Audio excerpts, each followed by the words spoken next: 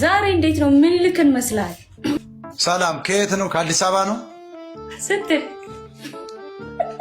እንዴ ሞጣ ምንድነው እንዴ ስትል ነው? እናንተ ማብራራው ራሴ ሁልጊዜ የሚገቡ ሰዎች መናገር አለባቸው። እንግዲህ ሁሉ ሀገርሽ በላይ ጌጡ ባላለው ስምሽ ነው ሁሉ ሀገርሽ። እንደዚህ አፍ ተከፍቶ በደንብ አይሳቅ።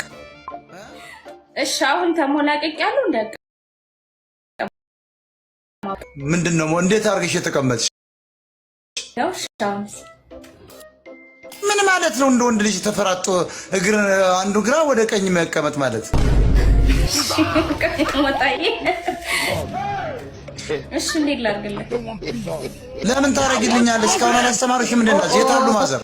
ለምለሚቱ ሀገር ኢትዮጵያ እያለ የዘፈነው ሰምተሻል? ማን ነው?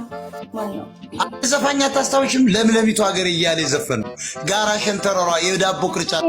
እሱን ሰውዬ ገኘው ቴክሳስን እያዞርኩ መቀመጫውን በውስጥ ሱሪ ብቻ አድርጌ ኢትዮጵያ የትኛው ተራራ ነው ሸንተረሩ እገባለታለሁ። 40 ጅራፍ መቀመጫው ነው። ከዛ የት ይዤ እሄዳለሁ መሰለኝ? ላስ ቬጋስ ይዤ እገባለሁ። 40 ሀገር ፖል ሀገር በቀል ዛፍ እንደ ብሳና እንደ ግራር የሉም። ዋንዛ፣ ቀርቀሮ፣ ከርከሮ ምናምን የሚባል ሁሉ ዛፍ የለም። አሁን ቀረጥ ምናምን እስቲ ተቃጠልን የምትሉ ከታይ ጻፍ። ነደርን የሚል ሰው አይቻሉ።